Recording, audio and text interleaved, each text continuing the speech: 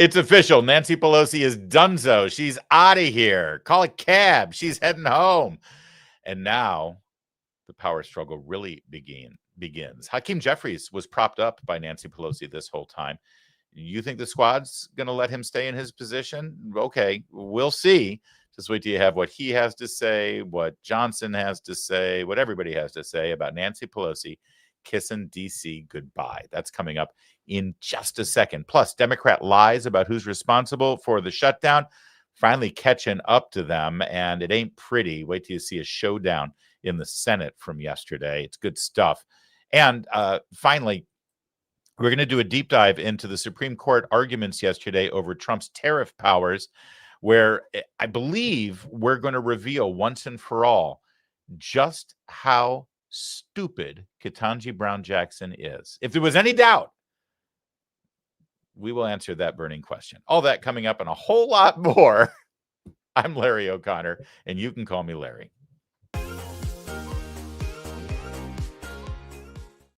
Always saying a whole lot more. And it's true. We do have a whole lot more because coming up, we're going to get your super chats and we interact. It's like a whole other show that we do, the after show, when we interact with all the super chats and all of your commentary as well. So if you can subscribe and like this show, this episode that you're watching right now, it'll attract more people to the program. It'll bring people to the chat so you can interact with them and tell each other how much you've got in common. It's a little community we've built here, and we'd love for it to grow and grow and grow. It helps everybody involved in this show that you love so much. So thanks for the subscriptions, and thanks for the likes, thanks for the comments, and just thanks for being you. Did you know that microplastics are infiltrating every part of our lives? Scientists have been following this now for decades. They estimate that we consume a credit card's worth of plastic every week. Think about that. Through our food, our water, even the air we breathe. One study found plastic particles in 100% of human lung samples. Nobody is safe from exposure, and it gets worse. These plastics don't just sit in your body. They cross the gut lining into your blood. They disrupt the way your body works. They've been shown to alter gut bacteria. They suppress your immune response and increase the risk of neurodegenerative disease, metabolic disorders, cancer even. Some plastic toxins like BPA mimic hormones. They interfere with fertility and they damage DNA. Even if you eat clean and avoid packaged foods, you're still being exposed. You can't opt out. But your gut can help you. Gut can help you fight back. Kimchi 1 from Brightcore Nutrition is a potent ally in this toxic world. Packaged with over 900 probiotic strains unique to kimchi and proven to break down BPA, helping you detox from the inside out. It doesn't just support digestion, it helps protect your cells, your brain, your hormones, and your future. Your body was never designed to handle plastic, but your gut was designed to protect you. You just have to give it the right tools. Right now, you can get 25% off with code Larry at mybrightcore.com/Larry. For even a better deal, call my friends at Brightcore. Get up to 50% off and free shipping. The number is 888-462-4779, 888-462-4779. It's official. It was announced today. Nancy Pelosi is done, and we anticipate a power struggle, a civil war within the Democrat caucus. Hakeem Jeffries is only there because Nancy Pelosi handpicked him and has protected him this whole time. When she's gone, he has no one to watch his back. So what's going to happen? Well, we're popping popcorn and watching. But first, to the news. Here's how Fox News handled it this morning. Yeah, you as well. Here we go now to Washington. The former House Speaker, leading congressional Democrat Nancy Pelosi, has announced in a video a moment ago that she will not seek re-election. She has represented San Francisco for nearly 40 years. She's 85 years old. The history she has in Washington speaks for itself. She has been a long-range player in the Democratic Party. And that's right. And she's been really good and really effective. I don't like her politics. I don't like her tactics. I don't like much about her. But as a Republican, always a little jealous. I would like a Republican to strong arm the caucus the way she did. She was able to do it. You didn't cross Nancy Pelosi. We'll get to that video announcement that she made in a second. But first, President Trump reacted to the official announcement. Here's Deuce reporting it. Chatted with President Trump about this breaking news that Nancy Pelosi will be leaving Washington. He tells me the following, and this is a quote. The retirement of Nancy Pelosi is a great thing for America. She was evil, corrupt, and only focused on bad things for our country. She was rapidly losing control of her party, and it was never coming back. I'm very honored. She impeached me twice and failed miserably twice. Nancy Pelosi is a highly overrated politician. And so that is the first word, but definitely not the last word, from President Trump about this, because about 90 minutes from right now, we do expect to see him in the Oval Office. The two of them, of course, throughout his entire first term, had historic battles, whether it was over funding, whether it was over his impeachment. The two of them did not get along at all, but like many historians, chatted with President Trump about... And now, of course, everybody's going to be screaming, why can't Trump be magnanimous? Why can't Trump say a nice thing about Nancy Pelosi? She's a historic figure. Why can't Trump? Are you kidding me? Did you? I'm sorry. Do you not remember, like, from just yesterday? But anyway, You think? he's just a vile creature. The worst thing on the face of the earth. But anyway. Yeah. Donald Trump is a vile creature and the worst thing on the face of the earth. So upon her announcement of her retirement, when Trump says, yeah, well, she's evil and this is the best thing that could ever happen, everyone's going to be pissed at Trump. Typical. That said, here's the video of Nancy Pelosi announcing her retirement. Let's watch it together, shall we? Or at least as much as we can get through. I've cherished the privilege of representing our magnificent city in the United States Congress. It seems prophetic now that the slogan of my very first campaign in 1987 was, "A voice that will be heard." And it was you who made those words come true. It was the faith that you had placed in me and the latitude that you have given me that enabled me to shatter the marble ceiling and be the first woman Speaker of the House, whose voice would certainly be heard. It was an historic moment for our country, and it was momentous for our community, empowering me to bring home billions of dollars for our city and our state. Of course, San Francisco's impact is not confined to our city limits. The Affordable Care Act, Wall Street reform, human rights abroad, and so many other priorities all sprang from the vision, values, and voices of San Franciscans. Because of your trust, I was able to represent our city and our country around the world with patriotism and pride. I say to my colleagues in the House all the time, no matter what title they have bestowed upon me, Speaker, Leader, Whip, there has been no greater honor for me than to stand on the House floor and say, I speak for the people of San Francisco. Yeah, you certainly do. I'm sorry. This is like 5 minutes long. We've drawn out 2.5 minutes of it. We made it through almost 3. We made it through 1.5 minutes, and I don't know if I can get through anymore and still retain my sanity, or for that matter, our audience. Many people will have many kind things to say about Nancy Pelosi. It's hard for me to join them. She represents, in many respects, everything that's wrong with Washington, D.C., everything that's been wrong with Washington, D.C. for the last several decades, and everything that's wrong with these octogenarians who just won't let go. As I see that montage of her career going back to the 60s, it's funny. I don't look at it wistfully. I don't look at it with some sort of melancholy admiration. I get sad and angry and depressed that there are so many of these people who have been holding the reins of power in our federal government since the 60s and 70s and just won't let go. It's pathetic to me that she became Speaker of the House, over 20 years ago, lost the majority, got the majority back, then lost again, and still stayed there. all of those great moments of her career and her history and her achievement representing the people of San Francisco. And frankly, her entire career will now be boiled down to and remembered by this crap. Or by this moment. Because of her arrogance, because of her hubris, because of her narcissism, she couldn't step aside. She couldn't decide she's in her 70s in this moment. She couldn't step aside and spend time with her grandchildren and great-grandchildren. It was too important for her to lead the resistance and diminish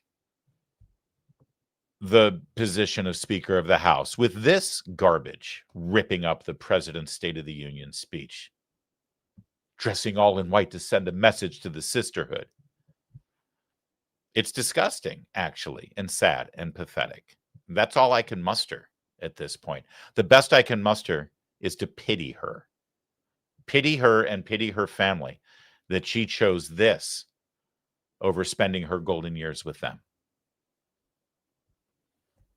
Meanwhile, the man who is now Speaker of the House, who carries it with much more dignity and much more respect and much more patriotism, he commented on Nancy Pelosi's announcement. The old guard has been repudiated, and the radicals are taking over the Democratic Party. We have evidence now every day. Yesterday, Jared Golden announced he would not be running for re-election in the state of Maine. He's a moderate, and he has no place in his party anymore. And then this morning, you saw the headline. Former Speaker Nancy Pelosi has now announced her retirement this morning. That is a very important sign that I hope that you all will delve into. Even the famous San Francisco liberal is not far left enough for the neo-Marxists.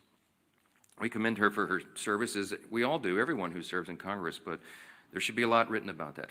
Yeah, there should be a lot written about it. And I think Speaker Johnson, as usual, is spot on in his analysis that her announcement, don't forget, she had already registered to run for re-election. She had already filed the paperwork and everything that you need to be on the ballot in 2026 for another 2-year term. And now she's decided 2 days after the radical Democratic Socialist won in New York and the power shift within that party now hones in on the socialists that Nancy Pelosi, say what you will about her and her policies. I assure you, she loves capitalism. Just look at her stock portfolio. She doesn't fit in. She's going to be primaried. She's going to be primaried by people even more radical than her. She saw the writing on the wall. She knew she wasn't going to win. And that's why she filed. And that's the big story here. The real story, not just, oh, Nancy Pelosi, what a career and what a legacy. That's what the media will do. They won't focus on what's happening in the Democratic Party. But the Civil War is beginning right now, and the power is shifting. Johnson's right. Yesterday, Bret Baier interviewed Hakeem Jeffries and asked him to comment on what Nancy Pelosi said about President Trump. And Hakeem Jeffries' response here tells you what you need to know about him, about his courage, about his stature, and about where he stands with his own caucus. He's just a vile creature. The worst thing on the face of the earth. But anyway. You think he's the worst thing on the face of the earth? I do, yeah. I do. Because he's the President of the United States and he does not honor the Constitution of the United States.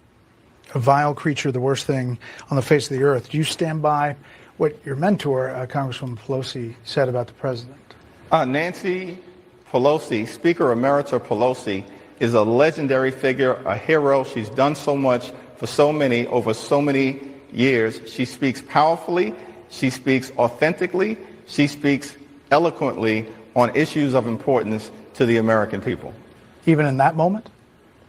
As I indicated, Nancy Pelosi is a legend. She has done more for people here in this country than almost every single American who has served in the House of Representatives. She's a force of nature. She's made a difference in the lives of millions of people, and it's been an honor and a privilege to serve with her over these years that I've spent in Congress. He's awful at this, just awful. And by the way, it's that kind of garbage that most voters in America are just done with. They're done with that. I mean, say what you will about AOC or Mamdani or even Bernie Sanders, who we'll get to in a moment, but when asked the same question, they'll actually be real.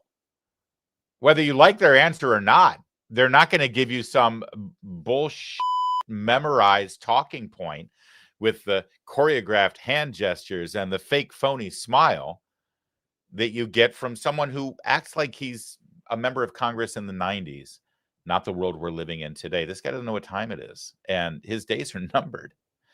You know, AOC would say, yeah, you're damn right. Nancy Pelosi is 100% right. That's exactly what we think of Donald Trump. He is a vile creature. Now what?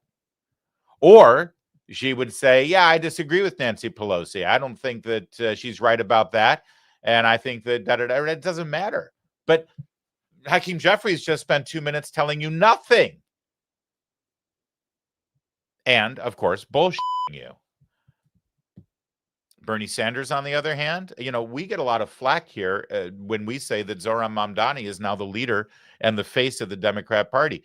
We spent the last couple of weeks saying they're not even the Democrat Party anymore, the Democrat Socialist Party, because the three most powerful figures, the three people who understand the media and are driving the media narrative for this party, raising the most money for this party, and getting occupying the power center of this party, are not Democrats. They're Democrat socialists who just zip on the Democrat costume so that they can be a donkey on the ticket every 2, 4, or 6 years.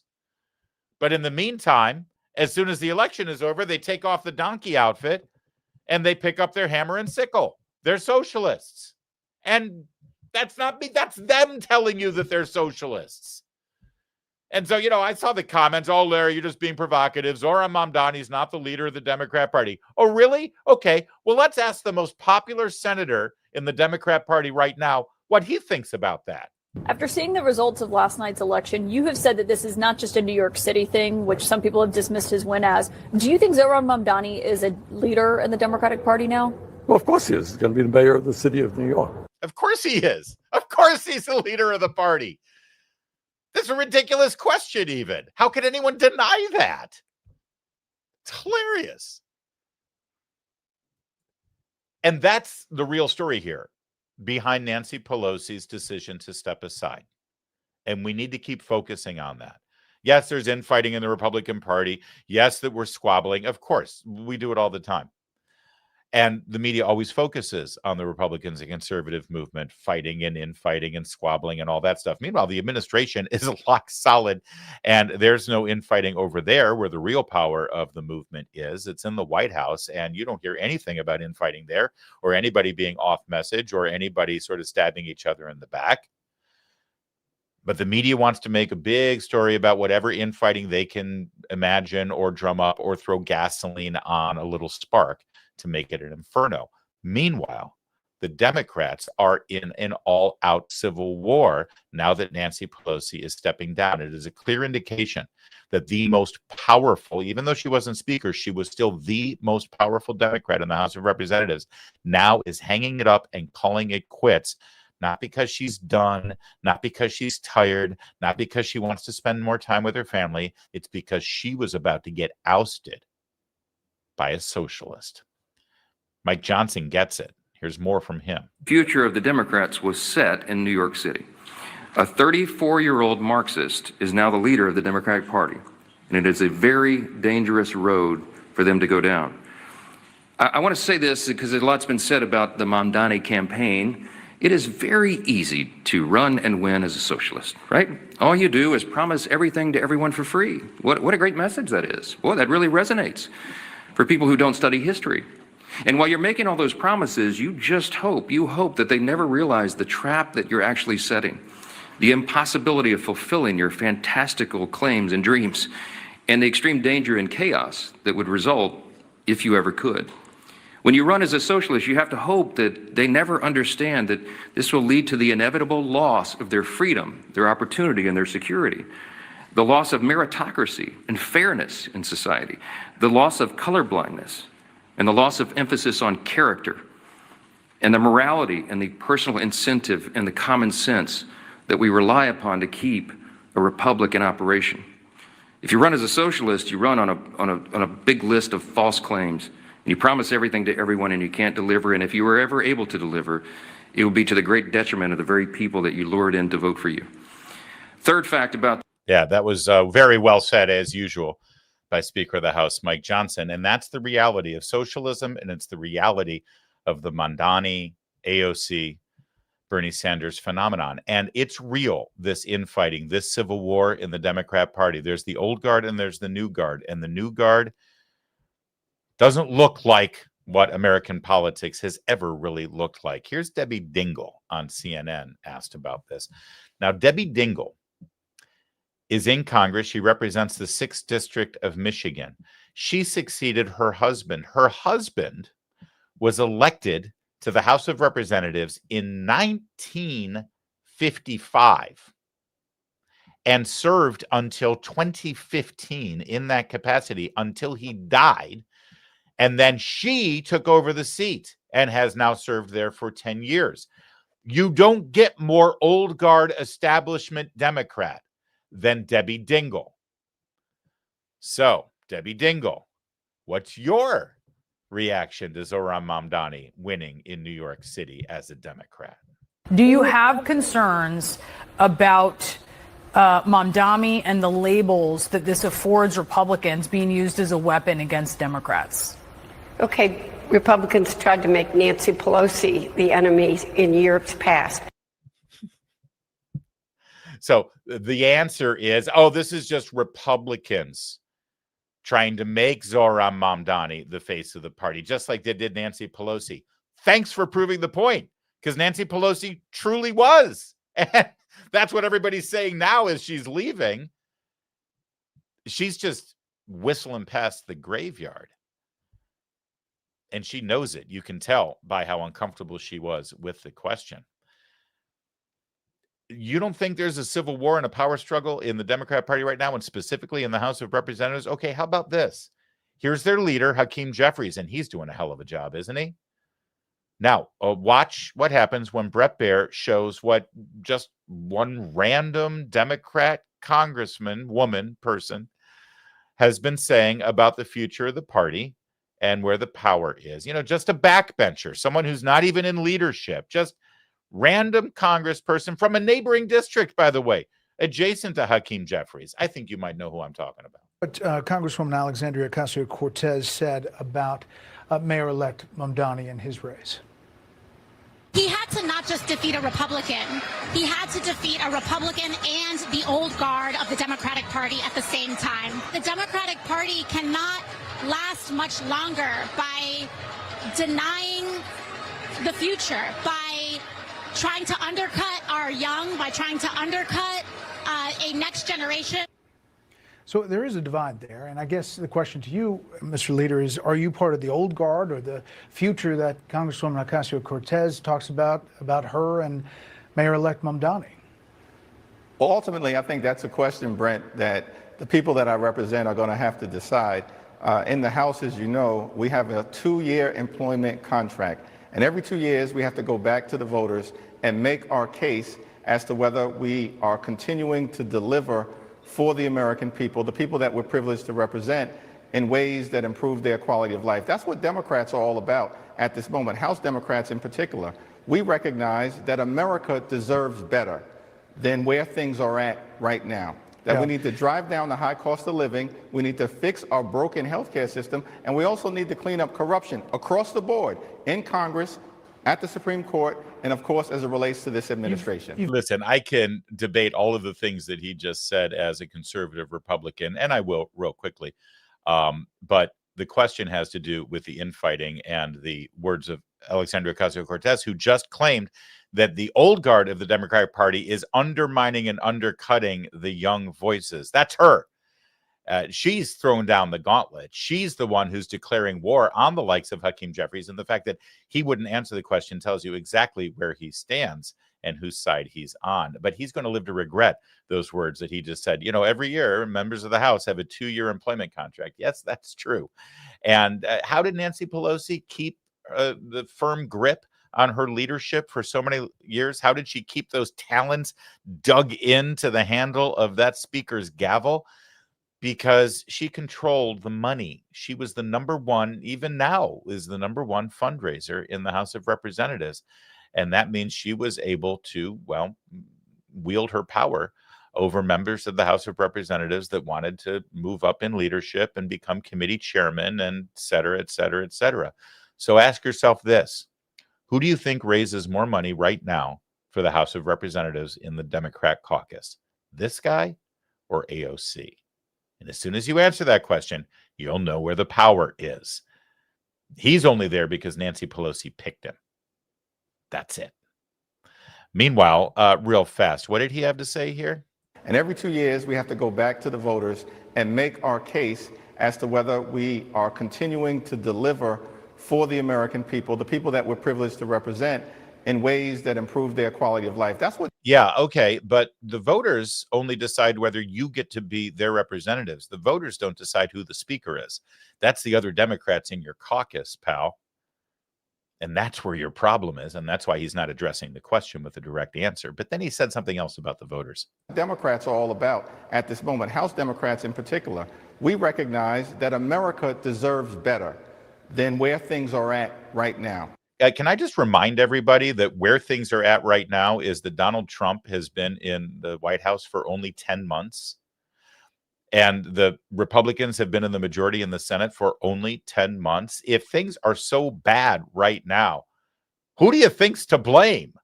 I mean, who really broke it? Hey, it's been 10 months and it's still broken, so it's all Trump's fault. That's really going to be their political narrative. It might work. It might. But looking at the tea leaves from Virginia and New Jersey and New York City, all three pretty solid blue places, and coming up with the conclusion that that's going to translate to 2028, good luck with that. That we need to drive down the high cost of living. We need to fix our broken healthcare system. Who broke it? Who broke it? Oh, I'm so frustrated with them. That's fine. You know what? I don't need to give them advice. I don't need to help them with their messaging. Why should I?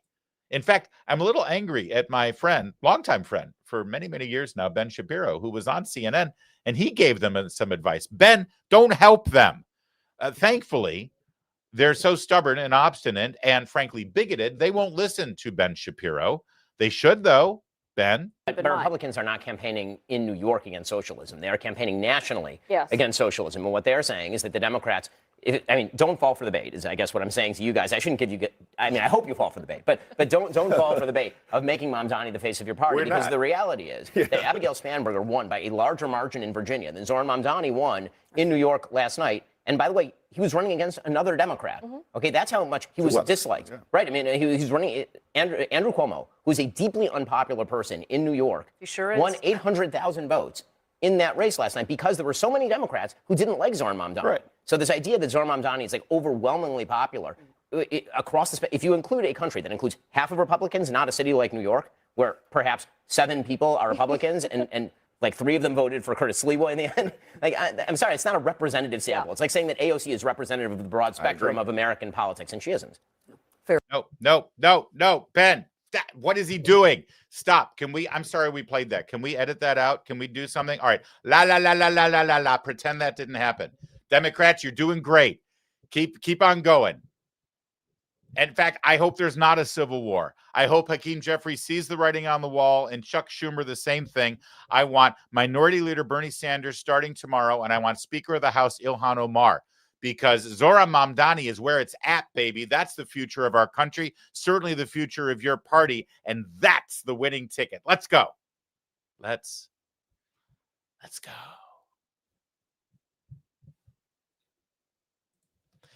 I want to be blunt with you. Gold is up 40% this year. That's not speculation. That's reality. Go and check it out yourself on your favorite search engine. 40%. If a portion of your savings isn't diversified into gold, you might be missing the boat here. The facts are inflation is still too high. The U.S. dollar is still too weak. The government debt is still increasing. That's why central banks are flocking to gold. That's part of the reason why the price is being driven up to record highs. And it's not too late to buy gold from Birch Gold Group. And you can get in the door right now. Birch Gold is going to help you convert an existing IRA or 401k into a tax-sheltered IRA in gold, and you don't pay a dime out of pocket. This is money you've already been saving. It's already sitting in an account. Just text Larry to 989898. Claim your free info kit on gold. There's no obligation. You're just going to get useful information. Gold has historically been used as a safe haven for literally millennia. There's nothing else that can say that. That's just gold. Text Larry to 989898 right now. Claim your free info kit on gold. Larry to 989898. Protect your future today with Birch Gold. Democrats continue to lie to you and blame Republicans for the government shutdown. It's like they can't do math. Well, we're going to show you how their lies are starting to fall down on their own heads right now. In fact, there's a perfect example of it yesterday in a Senate committee meeting. A new senator from Ohio, freshman Republican Bernie Moreno, was absolutely brilliant pushing back on his colleague who tried to lie about who shut the government down. Watch. Much like, for example, expose the hypocrisy that you get paid, you get a paycheck, but you walk by, you get. I'm donating my paycheck, sir, and I would happily be on legislation. What do you say to them? What do you say to the staff? What do you say to the TSA workers? What do you say to the air traffic controllers? What I am saying to you is it's a Republican shutdown, my friend. You are in control of the White House. You are in control of the House, and you are in control of the Senate. And if you went home to a food bank instead of going to Mar-a-Lago to eat at a gold-plated dinner while people are starving, you might see and hear your constituents, sir. You are blind to the suffering of your people. Does it take 60 votes? You listening and coming to the table to have a discussion. So it does take 60 votes. You want to have this, come talk to me in private, sir. Okay. So it does take 60 votes, for the record, just so that we're clear on the reporting, so there's no misinformation. I do love that. Just so we're clear, just for the record, it does in fact take 60 votes. Jackie Rosen of Nevada. I'm donating my salary, sir. Oh, that's great. So you're donating your salary to like Planned Parenthood or some other baby killing organization. How about your staff members donating it? Imagine being on her staff and working for the Senate staff and having to go for the last, 37 days without a paycheck. And then Jackie Rosen says, I want everyone to know that I'm donating my paycheck to Planned Parenthood. And you're working on the staff saying, dude, how about donating it to me? How about donating it to the people who are working for you, or your hairdresser for that matter? Jackie Rosen of Nevada. What a lovely voice, by the way. And the most important telling part of that entire thing was when she turned back on her microphone, right? This right here. Does it take 60 votes? It takes you listening and coming to the table to have a discussion. So it does take 60 votes. You want to have this, come talk to me in private. There, that part right there. You see, the Democrats are the party right now with backroom deals. Yeah, no, well, we can't have this in public. I don't want anyone hearing what we have to say. You want to talk to me about the government shutdown? Turn off the microphones, turn off the cameras, and come talk to me in private. That's what Schumer's been dying for, begging for. They hate this public debate because the facts aren't on their side. They've been lying and lying and lying and lying and lying. Sadly, though, it might be working. I try to keep it real with you every day. I don't want to be a cheerleader here. I don't want to give you hopium and get you all doped up on that. We got to keep it real. And there are some opinion poll numbers right now that are rough for President Trump. I'll show it to you in a second. First, though, you need to see who they are when the cameras are on and when the microphones are working. Here's Ruben Gallego, really odious partisan member of Congress in Arizona, right? Yeah. Senator Gallego was specifically asked about voting yes so that people can get their SNAP benefits and not go hungry. His answer was full of compassion. On the shutdown, roughly a dozen Senate Democrats have privately signaled they're willing to vote to reopen the government in exchange for a promise that there would be a future vote on extending those expiring ACA subsidies. Are you backing that deal? Would you support it? No. On the that simple. No. It's truly that simple. And that proves exactly who's responsible for shutting down the government. Doesn't it? Of course it does. And even Hakeem Jeffries can't keep up the lies. Dana Bash on election night pressed him, or at least tried. Mr. Leader, You guys are voting no on opening the government, not Republicans. I know you're asking for specific things, and it's much more complicated than that. We'll get to that in 1 second. No, but hold on a second, Dana, because let's just be clear about that. Okay. American people clearly understand who's responsible for shutting down the government. Yeah, but you said they shut down the government. They did shut down the government. They have the House, the Senate, and the presidency. Okay, so you guys.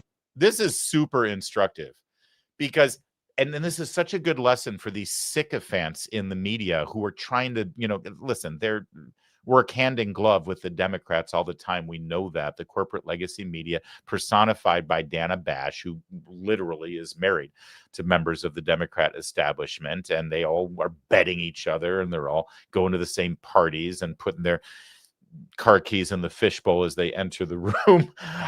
She's bending over backwards, trying to extend as much grace as possible, yet still have some level of facts for the audience. And even that Hakeem Jeffries won't allow. Even that he has to piss all over. Take Are voting no on opening the government, not Republicans. I know you're asking for specific things, and it's much more complicated than that. I know it's complicated. I know you're asking for things. I know your heart's in the right place. I know that you're just doing this because you care about the American people. But, just to be clear, you guys are voting on keeping the government shut down, which is true. And she's still bending over backwards, as it were, to try to accommodate the narrative and try to help him out as much as possible. And even that he can't stand. We'll get to that in 1 second. Hold on a second, Dana, because let's just be clear about that. Okay. By the way, I love her. Okay. Gosh, I'm sorry, Mr. Jeffries. Please, the show is yours. Please. It's like, hold on a minute there, Dana. It's Dana, by the way. And he called Brett Baer Brent. He's not so smart, Hakeem Jeffries.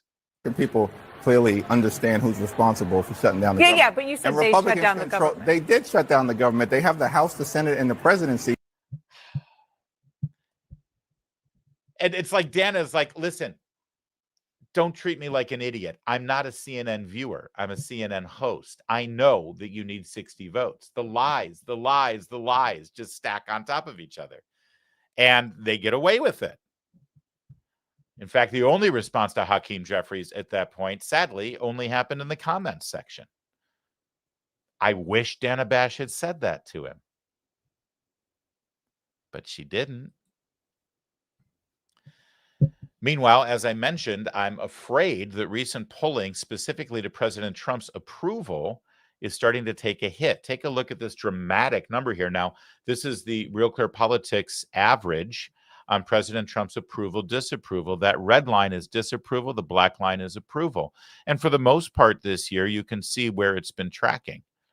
And now there's a sharp advancement in disapproval and drop in approval. Why is that? Well, it might be connected to the SNAP benefit issue and the fact that for the first time in the government shutdown, there may be some very real world pain to average Americans, not just government employees who are going to be furloughed and what have you. This is the SNAP effect right here. And the Democrats' tactic of using their leverage, which is your pain and your suffering, to try to get whatever they can get and make the people who actually won the last election bow down and acquiesce to their demands might be making a difference here. I'm afraid. How is that possible? Well, this is how it's possible. This is how the media's been covering the story. If you look at Media Research Center has covered exactly how the networks are spending their time covering the shutdown. The statements on network news favoring the Democrats and categorized as being on their side, 83 versus 12 statements favoring the Republican narrative. It's palpable. And as Byron York mentioned from the Washington Examiner, coverage across all three networks was conspicuously vague about how the shutdown even had occurred. The study from Media Research Center shows exactly how they're playing defense for Democrats. No wonder many have a skewed idea of what is happening. The way the media is covering this story is reflected exactly in this graph that we just showed you. And of course, eventually it comes home to roost on President Trump. And sadly, the pain is about to get even worse. Secretary of Transportation Sean Duffy announced that there's going to be a 10% reduction in flights in America right now, which will have a huge impact. And this is because of air traffic controllers not showing up for work because they've worked for 6 weeks now without getting paid. Take us some time to staff back up. It will be data driven, but no doubt we'll see light at the end of the tunnel. Right, we're going to start to reduce that 10%, maybe to 5, maybe to 4, until we can get back to normal travel. But the data will determine how we do it, when we do it. And even the NATCA, the National Air Traffic Controllers Union, has said it'll take time to get everyone back in the towers. So as they come back online, we'll reopen the airspace. But again, we're about safety. We're about making sure people's flights go from point A to point B and people get on them and off them safely. And we're just, as Americans, going to deal with the gridlock. I hope that the whole Congress looks at this and says, let's find a pathway forward together. I've been in these, but we've never had a shutdown that's lasted this long.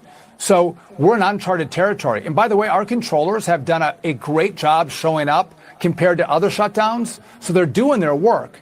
But it's just they're going to go into the second pay period without a paycheck, and it's the longest ever, Brian. And again, there's consequences for it. And people have asked me, why don't you find money for air traffic controllers? Like, that's the purpose of a shutdown. I don't have access to money. I can't find dollars to pay them because the Congress said there is no money, and so we can't break the law.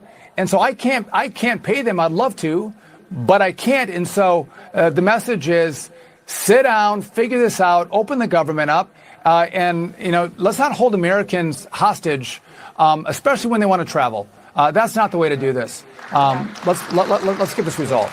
All right. It's going to. So the question here is, who's going to blink and who's going to break? President Trump hasn't really been engaged in this. He has sort of outsourced it, as Byron York put it. With regard to letting the Senate and the House handle it. He said, listen, we're the executive branch. You guys work this out. This has to do with the Senate and the House. I'm ready to sign what you put in front of me to keep the government funded. I'm going to go solve the peace problem in the Middle East and go handle the tariff and trade negotiations in Asia. But now it's reaching a breaking point, and now it's affecting his approval ratings, and now it's affecting Americans' air travel, and now it's affecting whether people are putting food on the table, and now the president might need to get engaged. So how does it end? Well, Byron York, the aforementioned, gave a bit of a synopsis here.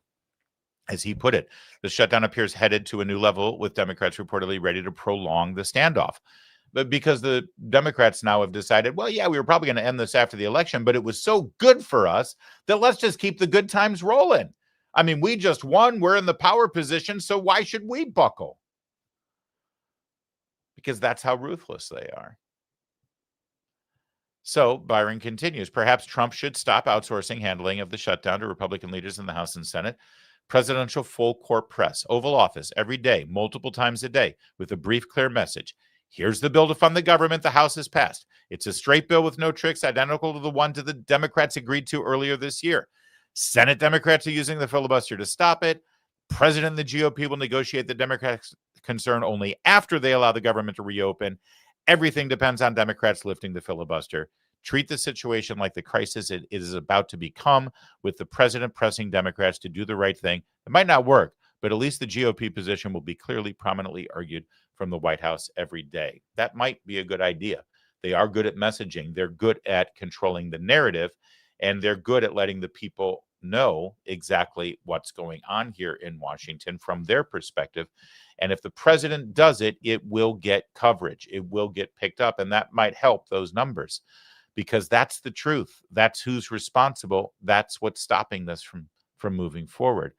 And yes, the White House and the Republicans' plan has been up until now to not make this a crisis, not feed the beast, not act like it's an emergency, and try to just make it a nothing burger so that the Democrats realize it's not having an impact. But I think at this point, they believe, the Democrats at least, believe that they've won this and that they're going to keep pressing until they get a pound of flesh.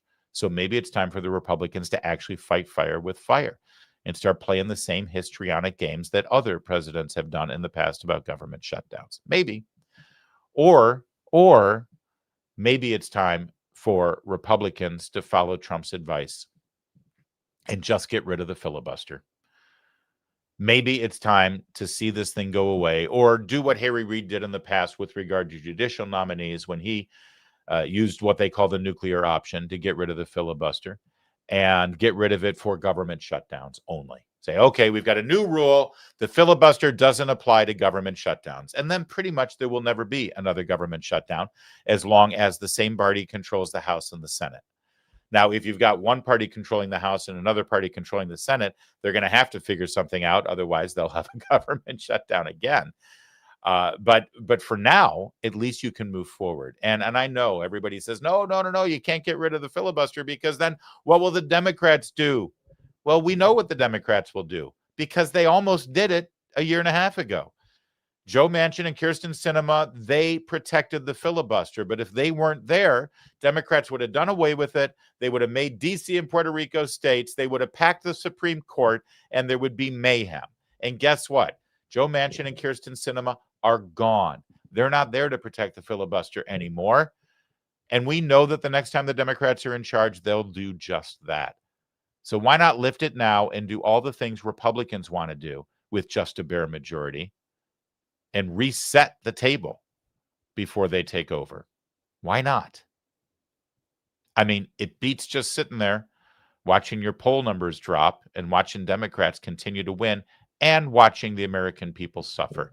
And if the Republicans can stand up in front of the American people and say, we're the ones that reopened the government, we're the ones that got air traffic controllers paid and back on the job, we're the ones that paid the military, we're the ones that paid TSA, we're the ones that refunded SNAP benefits so Americans don't go hungry. We did it all, and the only way we could do it was to sacrifice the filibuster. Most Americans affected by this thing will say, I'm sorry, the what? The fila who? So maybe that's the way forward, and maybe that's exactly what Republicans should do. I want to remind you again that gold is a pretty good buy right now. I mean, I'm no financial wizard, but gold is up about 40% this year. If a portion of your savings isn't currently diversified into gold, you might want to look at that. You may be missing out. Inflation is high.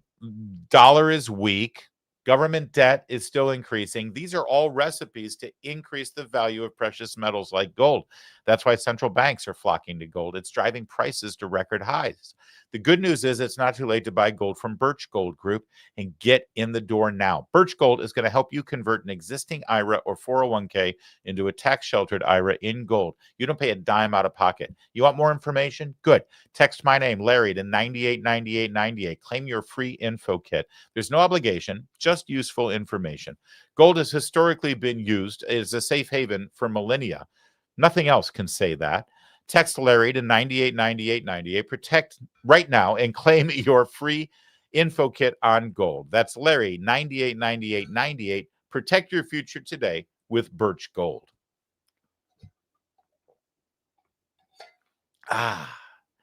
Straight vodka. Yes, sir.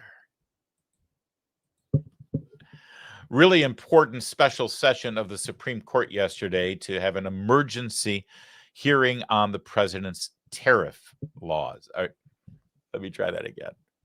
Yesterday, there was a very important, urgent emergency hearing in the Supreme Court, all having to do with President Trump's tariffs that he opposed earlier this year. He's being sued. They're trying to block those tariffs. They say they aren't unconstitutional. We're going to break down the arguments.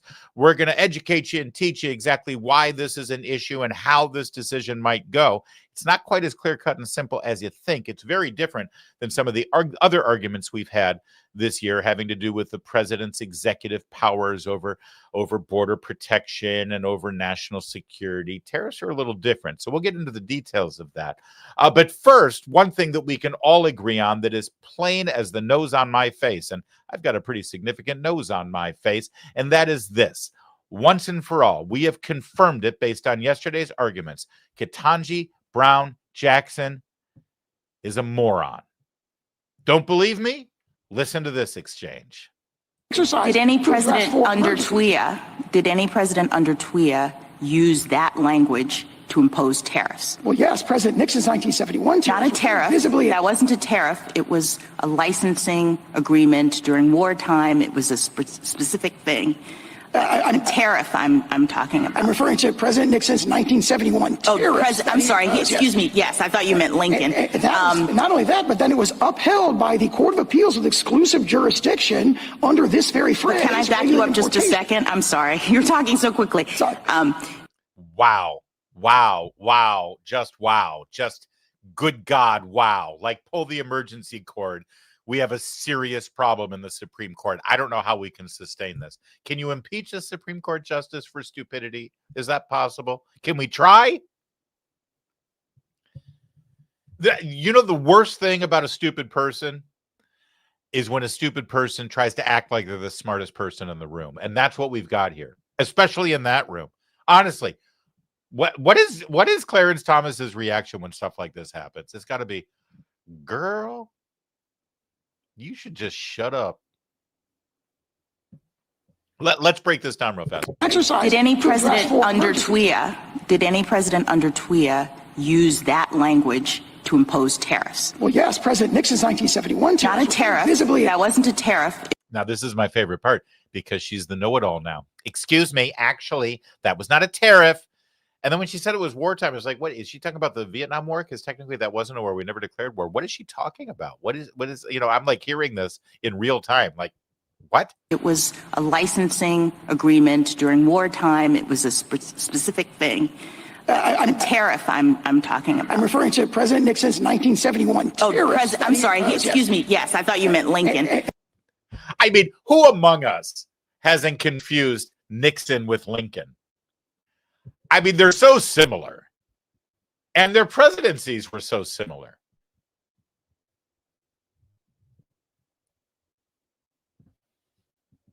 I'm terrified right now about the future. She's going to be on the bench for like 40 years.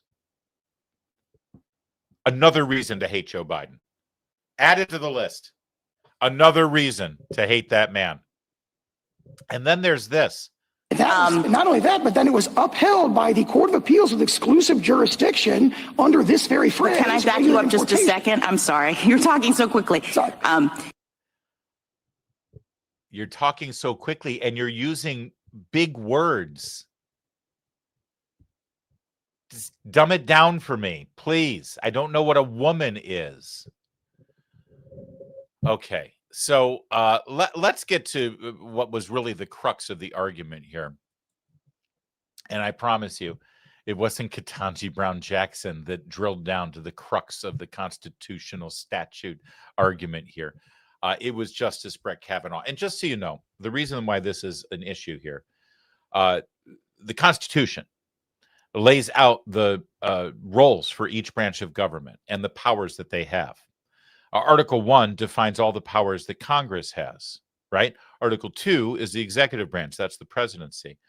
Well, imposing tariffs is technically, constitutionally, an Article 1 power. That's right. It's up to Congress to impose tariffs. So how did the president impose those tariffs? That's where the statute comes in. Congress passed a law years ago, and it's been signed into law, and it's been a statute on the books that allows the executive branch, allows the president to impose tariffs. They basically ceded those tariff powers to the executive branch. But how extensive those powers are, well, that's what's in question right now. And the only way the legislative branch can bring those powers back is if they pass a new law saying, okay, never mind, do-over, you don't have those powers anymore. But they haven't done that. And so now, for the first time in decades, because most presidents up until now haven't really imposed tariffs at the extent that President Trump has, now people are saying, whoa, whoa, whoa, you can't do that. And President Trump says, well, yes, I can. Here's the law.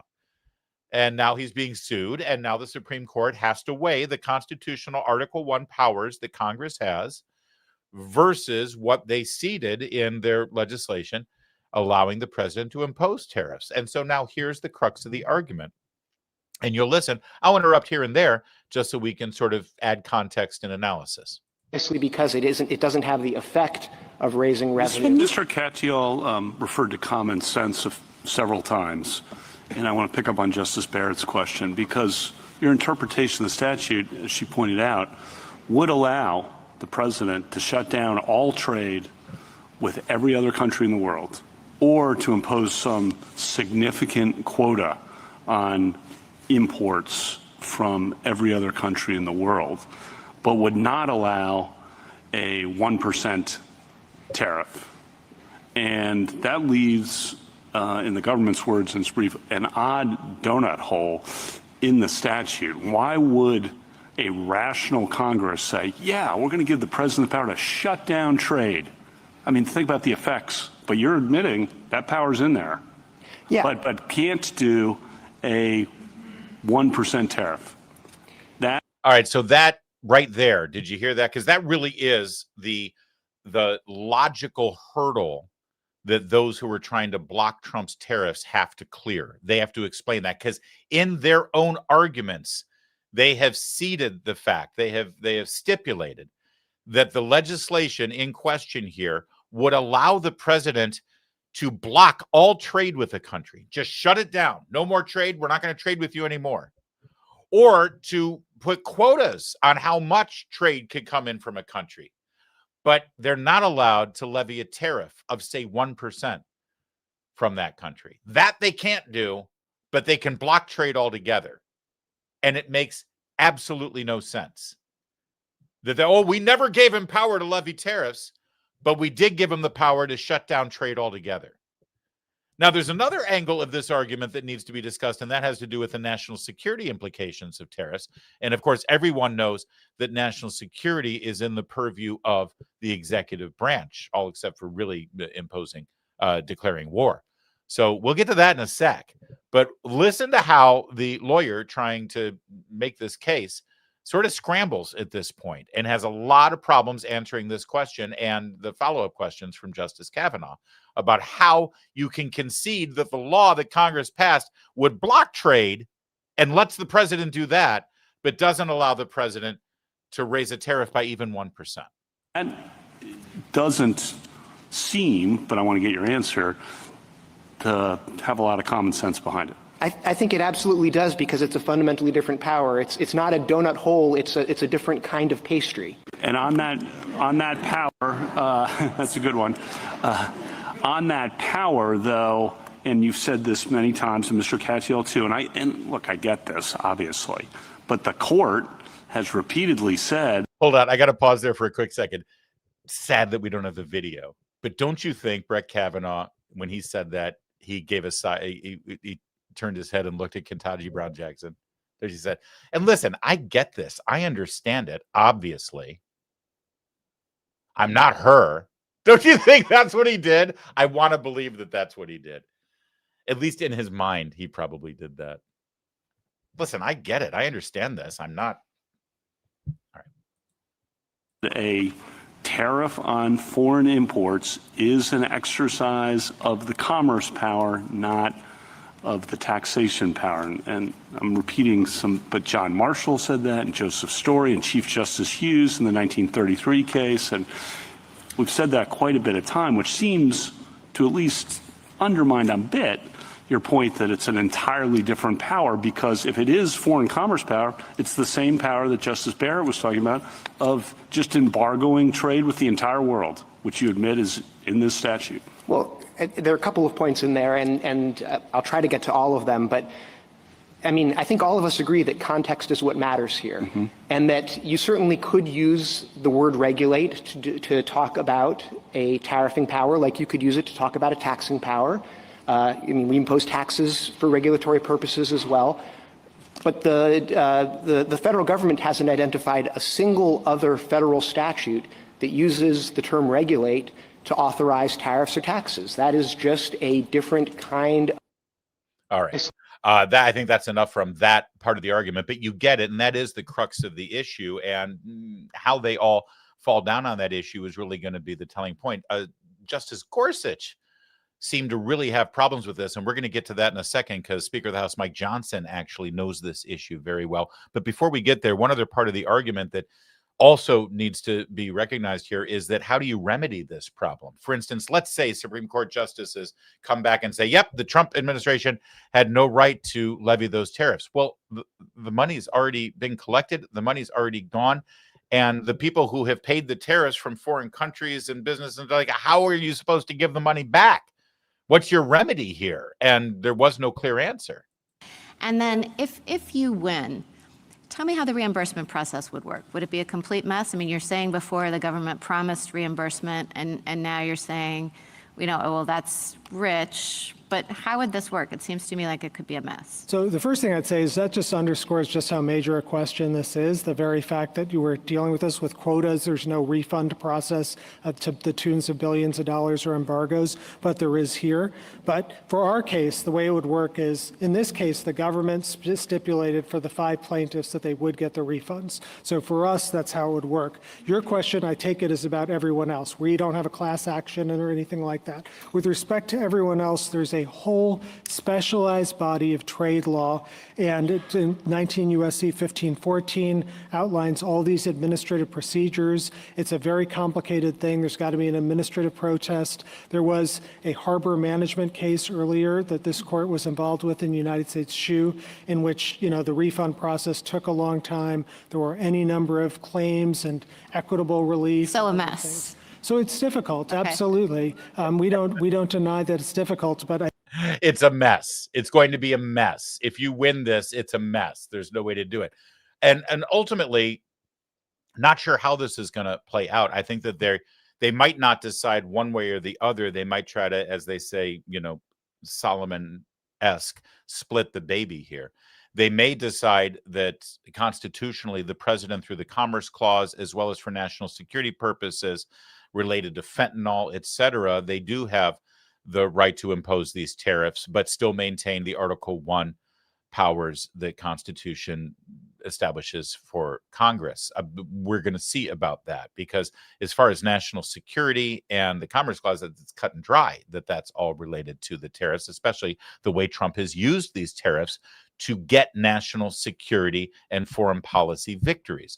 The reason that European countries decided to increase their contributions to NATO with regard to the percentage of their gross national product for military to 5% was because of the threat of the tariffs. The reason that many of the European nations agreed to participate in the policing of the Gaza ceasefire was because they were concerned about the increase in tariffs. The reason why we're getting foreign policy wins with China with regard to fentanyl is because they wanted relief from the tariffs. You see how this all works together. And you cannot deny the executive branch the ability to use tariffs as a foreign policy and national security tool the way that it's been effectively used at this moment. You just can't. And the Supreme Court knows that.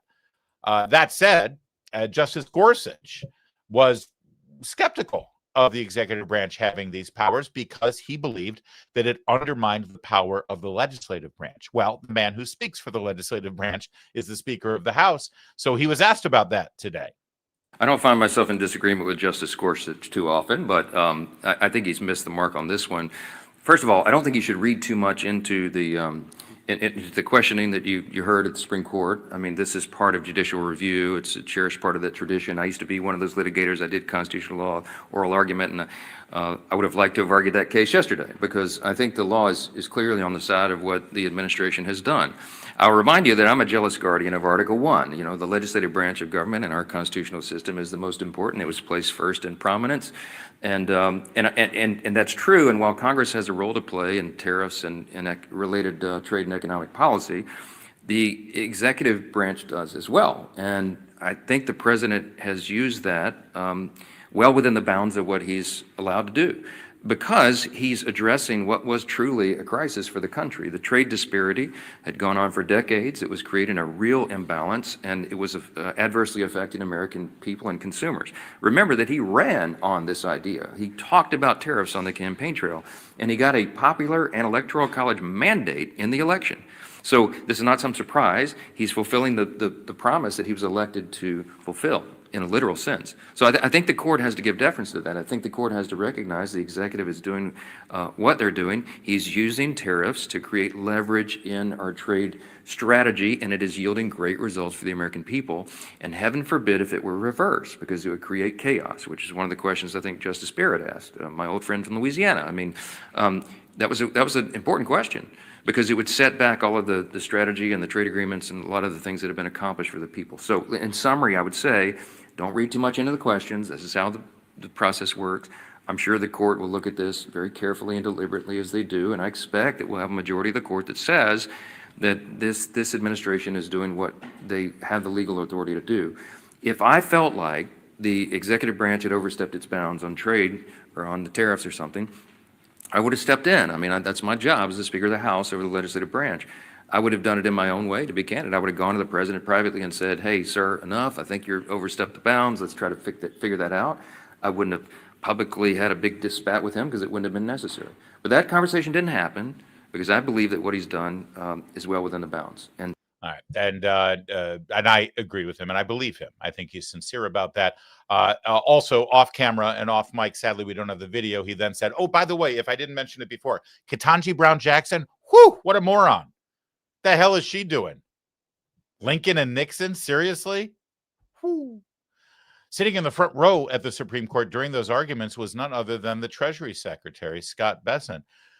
And he then did the rounds on cable news explaining that he supports the president's use of tariffs here, not just for economic policies, since he's the Treasury Secretary, but this is actually a great national security issue. He made the case with Larry Kudlow, the other Larry. Well, Larry, as you and I have talked about, economic and security and national security are linked, and they cannot be separated. The president has ultimate control over national security. He has the control over foreign affairs. And, again, this reminds me of, I think you remember in President Trump's first term when people tried to say, oh, well, the president is allowed to secure the border, but he can't build a wall. Well, yes, how can you secure the safety and soundness of the United States, this emergency situation that we were in, whether it was fentanyl, the rare earths, the near tipping point we were at on the economy on these trade deficits, if the president can't put up a tariff wall, it clearly lies within his authority. That's a great analogy, by the way. And yes, if you weren't around or paying attention, or if you're not old enough to know, during his first term, they literally did make that case and tried to sue him to the Supreme Court over that. Oh, of course, border security is the executive branch's responsibility. Sure, you have every right to secure the border, but you can't build a wall. Go ahead and secure the border, but don't build a wall. And they did. They tried to make that legal argument too. And it's a great analogy. These are tariffs are like a wall for our national security. And he elaborated on Jesse Waters' show. This is a matter of national security. If President Trump had not had the IEEPA, which is an emergency tariff authority, back in the spring, he put IEEPA tariffs on China. And last week in in Korea, the Chinese agreed to start working to bring down the precursors for fentanyl. If fentanyl is not a national emergency, what is? China, on October 8th, threatened to curtail rare earths to the entire world. President Trump threatened to put on 100% tariffs and protected our national security using the IEEPA power. And then finally, these big trade deficits we've had for years in economics, there's something called a tipping point.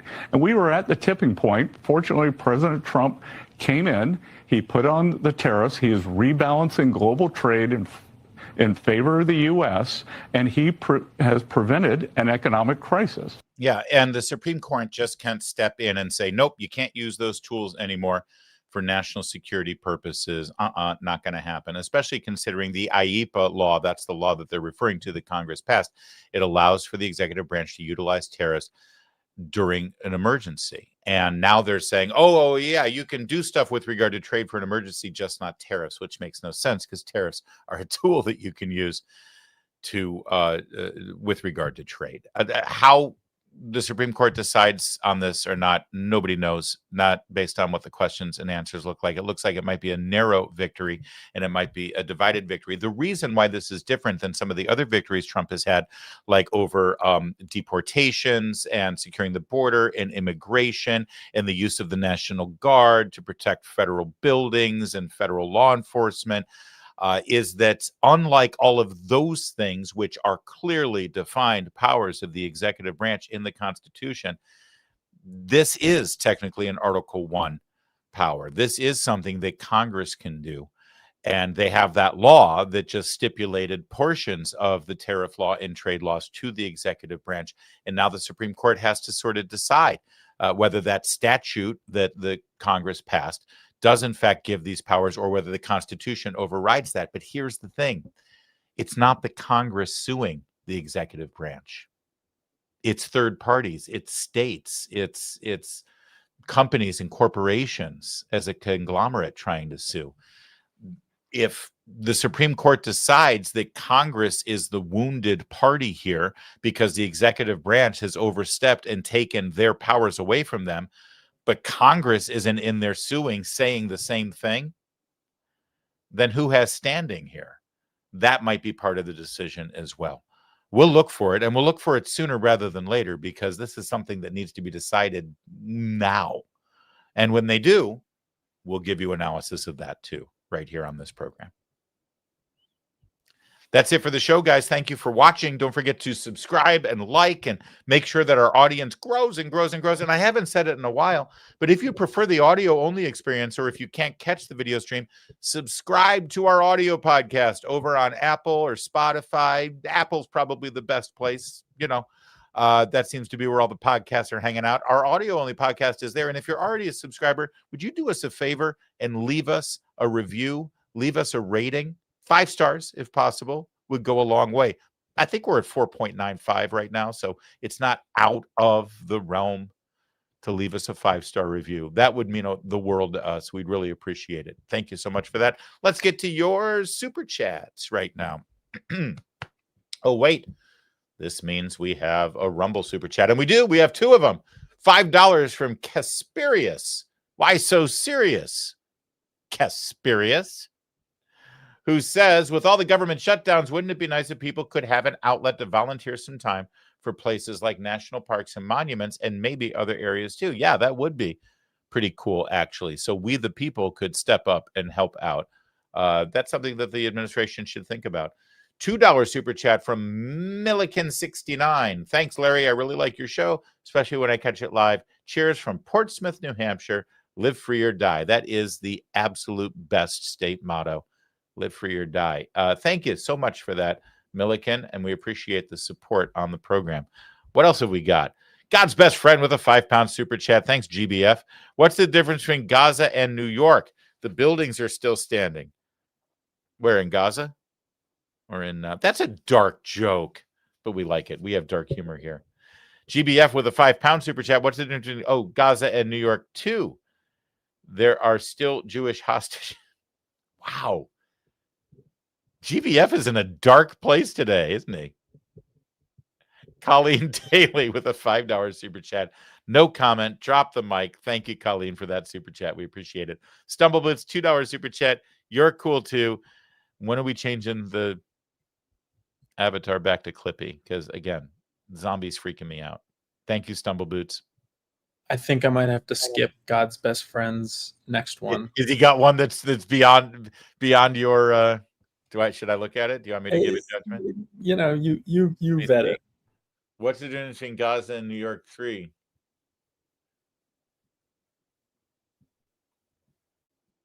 I mean, it's no worse than anything else we've heard from him, is it? What's the difference between Gaza and New York 3? In Gaza, nobody dies in the tunnels. I mean, have you ridden the subway lately? Thank you, GBF. Rick Cassidy with his Colt $45, $99 super chat. Stealing from Gutfeld Trump, we don't deserve him. Stealing from Gutfeld Trump, we don't deserve him. Oh, because Gutfeld says that about Trump all the time. Got it. Rick Cassidy is stealing that line from Gutfeld. Got it. Thank you, Rick. Appreciate it. GBF, £2 super chat. I have a hammer. See, now I have to go back through the whole show and figure out what they're reacting to. Should we just start putting the super chats up in real time while I'm saying?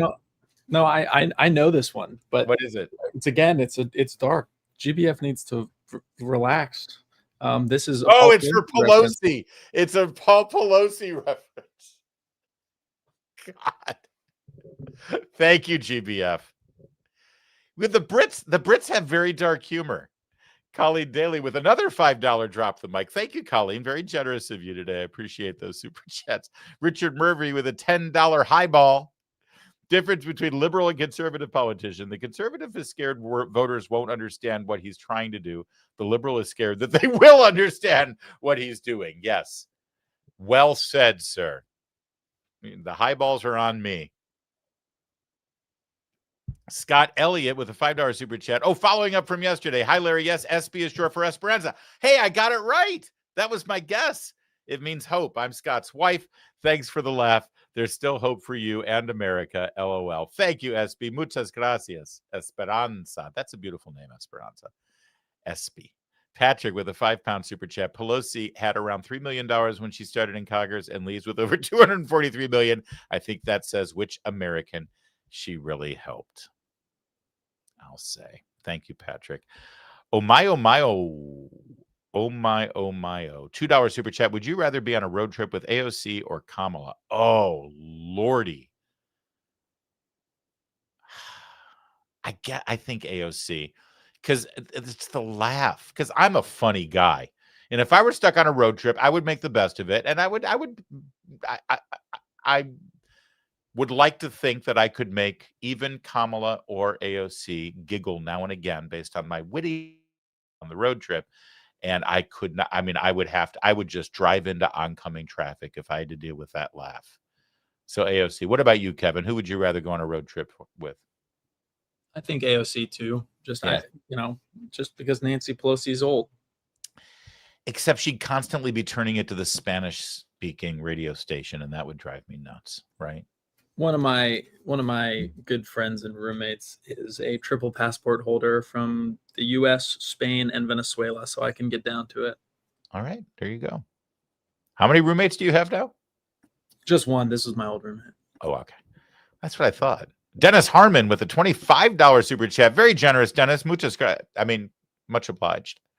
Simple solution. Don't pay the Congress people. The government will reopen immediately. Full stop. Side note, where is the split screen of Kevin? We know who runs this great show. Wow. They really do think that I do nothing on this show when you do everything. All right, give us the split screen. All right, that's enough.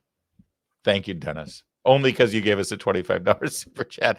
Yeah, I have an answer. You're right. Don't play the Congress people. The problem is, guess what? I believe it's in the Constitution. If they're in session, they get paid. I believe. Isn't it constitutional? Or is there's certainly a law. If it's not constitutional, there's a statute that provides that they have to get paid. They always protect themselves. Patrick, £5 super chat. So Congress, who can't even keep the government open, wants to solely decide trade policy again. Good grief. Thank you. Yes, while this show is going on, they're now trying to make the case that they should wrestle back the trade powers back to Article 1. Although, again, I remind you, it's not Congress. The Democrats are making that case, but they're not suing. Thank you, Patrick. Great observation. Southern Red. I like how you spell Southern. $5 super chat. If Trump's ability to utilize tariffs as an equalizer on the world stage is undermined, the USA will plummet as a force in the international community. I think you're right. I think one of the things that's given us standing over the last several months and given us the wins is the threat of the use of tariffs, which presidents up until now have not done. And, well, that's why we've been taken advantage of. Also, Southern Red, seeing your avatar and your haunting eyes reminds me of something that my uncle once said. Great advice he gave me when I was a teenager, just venturing into the pubescent world of dating. And he said, Larry, I want to give you some advice here about dating women. Always date a fake redhead. And I said, really, Uncle, why? And he said, you get all the hot with none of the crazy. It's a true story. Psychological projectionist with a £2 super chat. Do you think anybody laughed at that, Kevin? Or do they think I'm creepy? Well, I didn't laugh at it. You didn't? No. Fine. Your girlfriend's not a redhead. I'm not insulting her. How do you know that Southern Red is a fake redhead? It works either way, actually. Psychological projections with a £2 super chat. TBF when he said Nixon. To be fair, when he said Nixon, I thought he meant Buchanan. President Buchanan or Pat Buchanan? Thank you, psychological projectionist. Oh, so that was unnecessary. Wait. All right. Well. That means you're kind of crazy. Do you admit that redheads are kind of crazy, Southern Red? Now that we're having a back and forth? Because let's face it, I've known plenty in my life.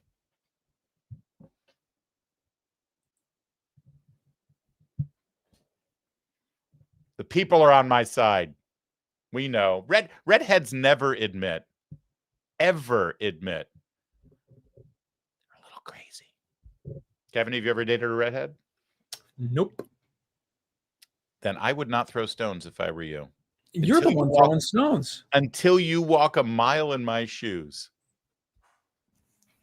You're the one who's just got a handful of stones, just chucking them all over the place. I'm not throwing stones. I'm keeping it real.